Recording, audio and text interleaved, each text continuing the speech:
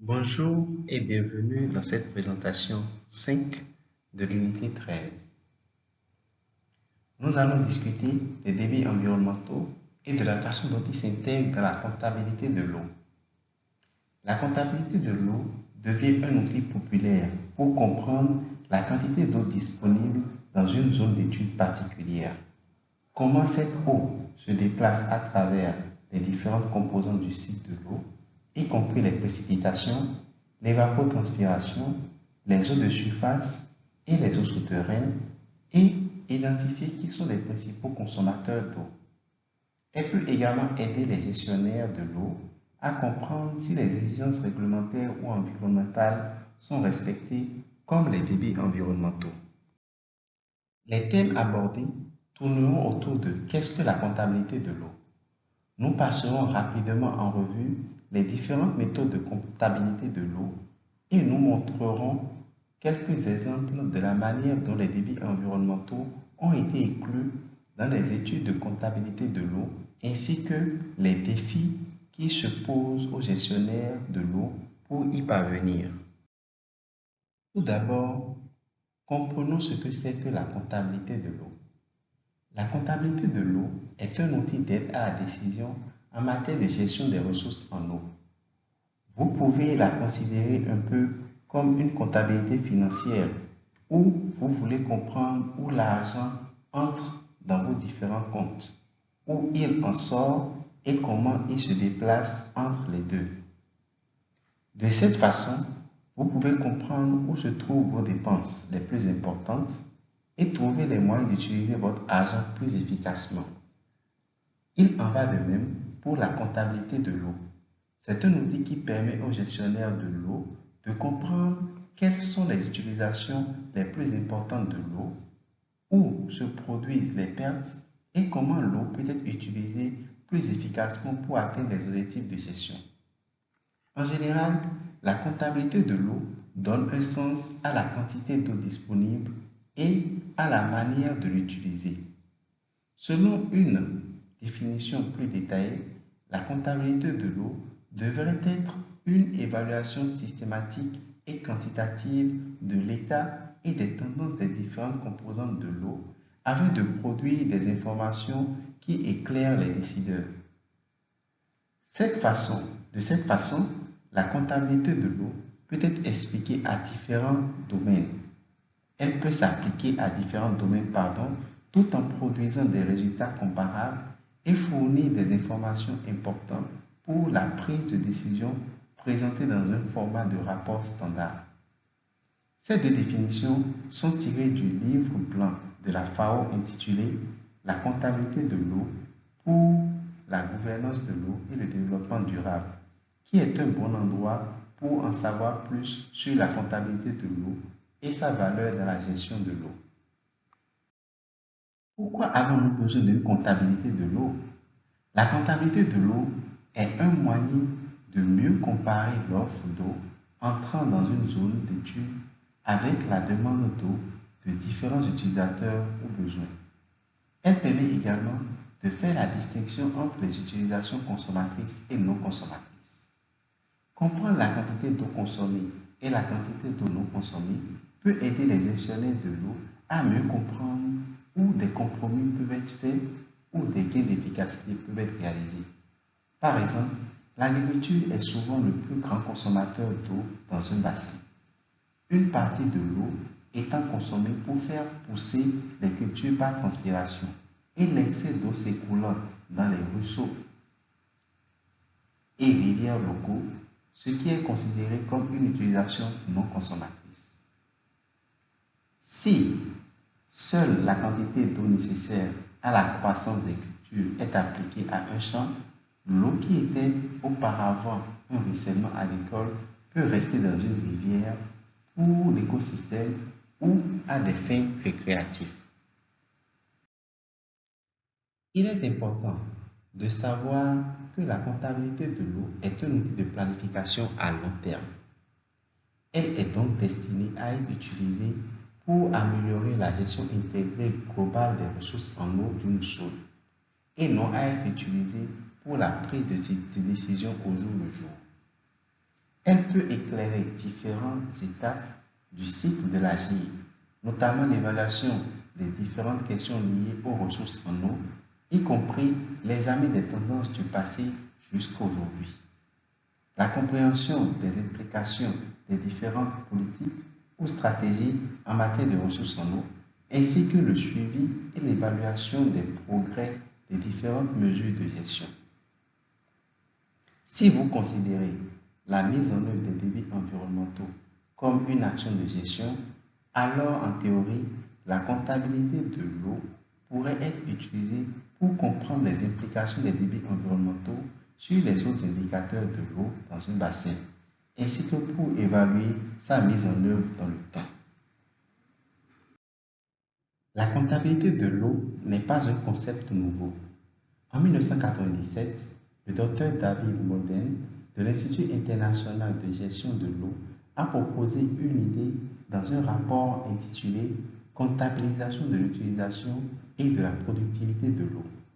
Ce concept utilise une approche de bilan hydrique axée sur l'épuisement de l'eau, qui est capable de différencier l'utilisation de l'eau consommatrice et non consommatrice mieux que d'autres méthodes. Le diagramme en doigt présenté ici a également permis de visualiser les différentes voies d'acheminement de l'eau, ainsi que de normaliser les termes utilisés pour différents usages.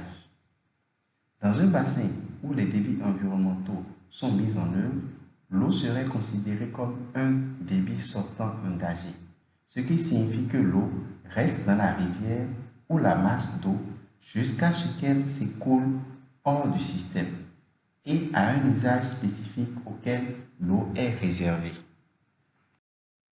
Bien qu'il existe différentes façons d'aborder la comptabilité de l'eau, les deux méthodologies les plus courantes sont le système de comptabilité environnementale et économique de l'eau, également connu sous le nom de Sea-Water des Nations Unies, et la méthode Water Accounting Plus, développée par un consortium de partenaires comprenant IHE, DERT et l'Institut international de gestion de l'eau. La méthodologie Sea-Water est une approche intégrée qui utilise les statistiques relatives à l'eau pour comprendre les liens entre les ressources en eau et l'économie. Elle permet de suivre la quantité d'eau qui passe entre l'environnement et l'économie, ainsi que l'eau qui est filtrée à l'intérieur de l'économie. Cette approche établit un lien très explicite entre les ressources en eau et la productivité monétaire de l'eau. En revanche, la méthodologie WA+, se concentre sur la quantité d'eau disponible et sur la façon dont elle se déplace dans un système, également connu sous le nom de flux d'eau. Elle utilise un modèle basé sur les pixels qui intègre la télédétection en libre accès et d'autres bases de données mondiales ainsi que toutes les données de terrain disponibles.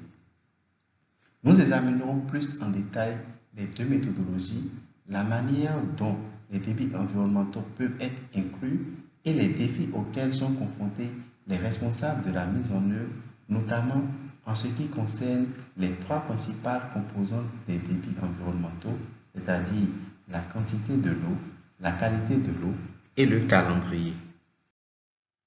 Sea-Water est conçu pour étudier les interactions entre l'économie et l'environnement et est mise en place pour comprendre le débit d'eau de l'environnement à l'économie, les flux au sein de l'économie et les flux de l'économie vers l'environnement. Dans un diagramme plus détaillé, vous pouvez voir la complexité de la façon dont l'eau se déplace entre les différentes composantes environnementales et économiques d'un système. Les résultats d'une analyse Sea-Water sont une série de tableaux, dont les plus pertinents pour les débits environnementaux sont les tableaux d'utilisation physique et d'approvisionnement physique. Ce type d'analyse est souvent réalisé par le Bureau national des statistiques d'un pays, car il implique la collecte de nombreuses données provenant de nombreuses sources différentes. Si nous voulons inclure les débits environnementaux dans une évaluation Sea-Water, il n'y a pas de place explicite pour le faire. Pour la quantité d'eau, le manuel du Seawater indique que l'utilisation de l'eau en tant que ressource naturelle qui reste dans l'environnement n'est pas explicitement prise en compte dans les tableaux d'approvisionnement et d'utilisation. Mais il existe des moyens de l'intégrer explicitement ou de manière indirecte. Commençons par examiner la quantité d'eau dans les flux de l'environnement vers l'économie. Dans la quantité disponible pour l'économie, l'approvisionnement physique, il y a deux sources, l'eau de surface et l'eau souterraine. S'il existe un besoin connu en matière de débit, cette quantité pourrait être retirée de l'approvisionnement disponible, ce qui signifie que la quantité allouée à l'économie met déjà de côté l'eau nécessaire pour les besoins en débit. Un exemple de la manière dont cela pourrait se faire est une application dans la partie espagnole du bassin du Hérault. Cette étude a utilisé différents types de modèles hydrologiques et de gestion pour calculer les données nécessaires pour compléter le tableau physique d'approvisionnement et d'utilisation. L'eau disponible pour les activités humaines a été déterminée en utilisant Aquato SimGES, qui est un modèle de simulation d'allocation et de gestion de l'eau utilisé dans différents bassins fluviaux en Espagne. Dans ce modèle, les propriétés en matière de débits environnementaux et d'utilisation de l'eau ont été intégrées. Cela nous montre un exemple de la manière dont les débits environnementaux pourraient être intégrés dans le Seawater, bien que l'allocation des débits environnementaux soit déterminée par le modèle SimGES et non directement par l'analyse du Seawater. Une autre façon d'inclure les débits environnementaux serait de suivre les flux de l'économie vers l'environnement. Il est important de noter que ces flux peuvent inclure l'eau non consommée provenant de l'irrigation, l'eau des mines, le ruissellement urbain et l'eau de refroidissement, et non des exemples que nous associons généralement à l'eau pour les débits environnementaux. En utilisant cette approche, nous suivrons l'eau qui passe à travers le système, passant de l'environnement à l'économie et revenant de l'économie vers l'environnement. De cette façon, nous pouvons suivre l'eau pour voir s'il y a suffisamment d'eau qui circule dans le système pour répondre aux exigences de débits environnementaux pour la quantité d'eau. Le Bureau australien des statistiques a tenté de le faire au début des années 2000 dans le cadre de son programme Water Account Australia. Dans le rapport 2000-2001 sur le compte national de l'eau, ils ont suivi l'eau qui est passée de l'environnement aux fournisseurs d'eau ainsi que l'eau qui est retournée des fournisseurs d'eau à l'environnement. Ils ont ainsi tenté de suivre l'eau à travers le système pour pouvoir voir les exigences de débit de leur environnement et voir si ces exigences étaient respectées au niveau national. Cependant, la communication des données sur les débits était très incertaine, en grande partie en raison des différents cadres juridiques et administratifs des débits environnementaux dans chaque État. Et en 2010, la ligne de compte rendu spécifique aux débits environnementaux a été abandonnée. Si l'on prend comme exemple le diagramme de la consommation d'eau et des débits associés pour la période 2015-2016, les débits environnementaux sont désormais regroupés avec les rejets réglementés, comme ceux qui proviennent des rejets d'eau usée ou de la production d'énergie hydroélectrique, et tout autre qui reste dans le cours d'eau où les débits environnementaux n'est pas compté. Comme vous pouvez le voir dans nos exemples, l'intégration des débits environnementaux dans la méthodologie Seawater pose de nombreux défis. En ce qui concerne la quantité d'eau, les défis sont dus au fait que l'eau n'est pas prise en compte dans la méthode pour l'utilisation exclusive ou unique de l'eau pour une activité économique. Dans la qualité de l'eau, le Seawater dispose de tableaux pour des comptes d'émissions d'eau, mais ils sont principalement axés sur les polluants industriels qui vont dans les sources d'eau et sont estimés à une échelle annuelle, ce qui rend difficile la satisfaction des besoins de la qualité de l'eau pour les débits environnementaux. Pour ce qui est du calendrier, ces comptes sont généralement établis sur une base annuelle et ils tentent d'aligner l'année hydrologique sur l'exercice financier afin de mieux comprendre les liens entre l'eau et l'économie. Mais cette échelle de temps annuelle cache l'importante variabilité interannuelle présente dans les besoins en débits environnementaux.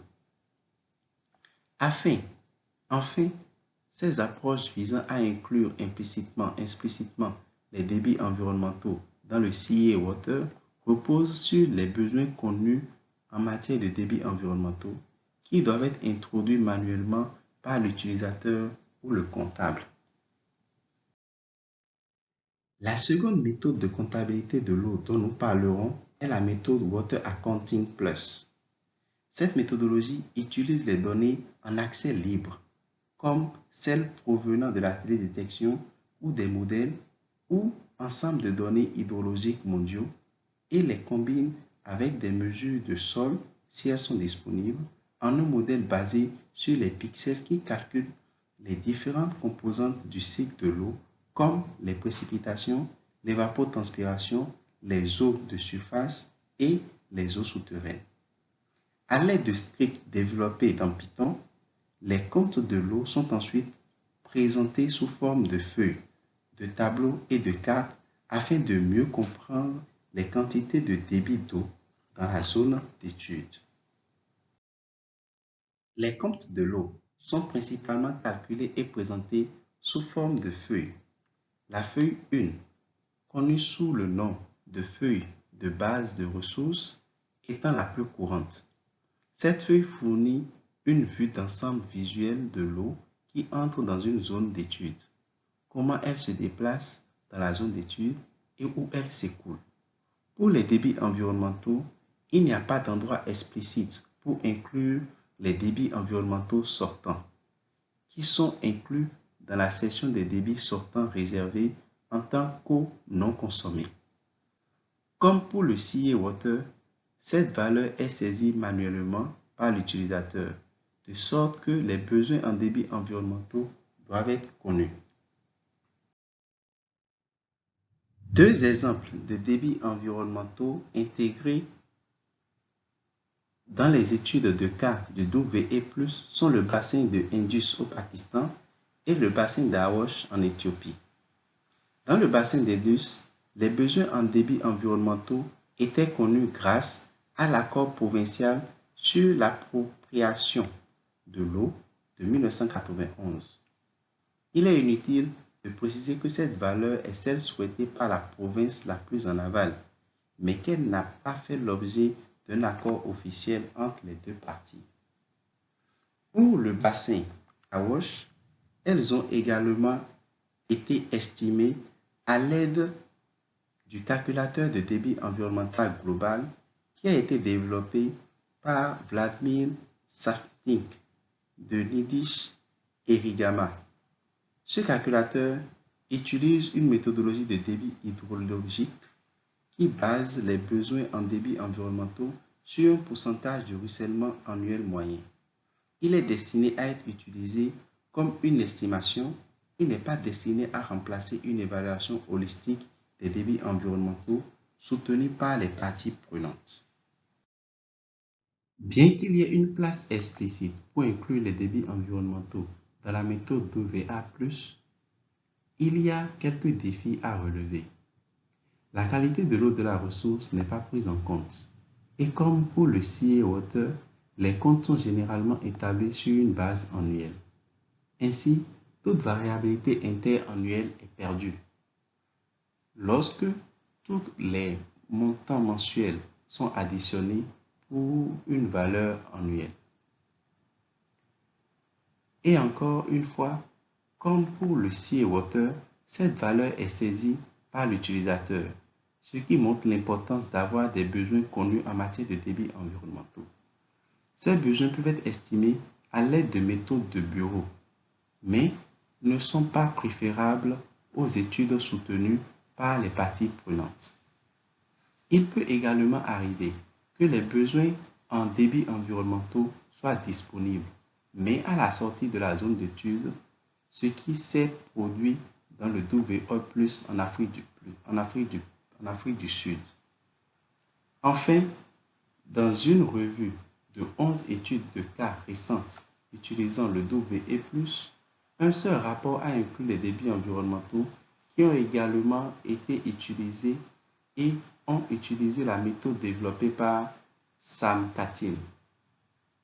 Cela met en évidence certains des défis en matière de réglementation et de gestion lorsqu'on tente d'inclure les débits environnementaux dans les exercices de comptabilité de l'eau, notamment le fait qu'il n'existe peut-être pas de loi ou de réglementation nationale exigeant les débits environnementaux, un manque d'intérêt pour les inclure en raison de la perception que cela priverait d'autres utilisateurs d'eau plus traditionnels, ou un manque d'information, d'apport des parties prenantes, ou une trop grande incertitude quant aux valeurs des débits environnementaux qui étaient disponibles au moment de l'étude.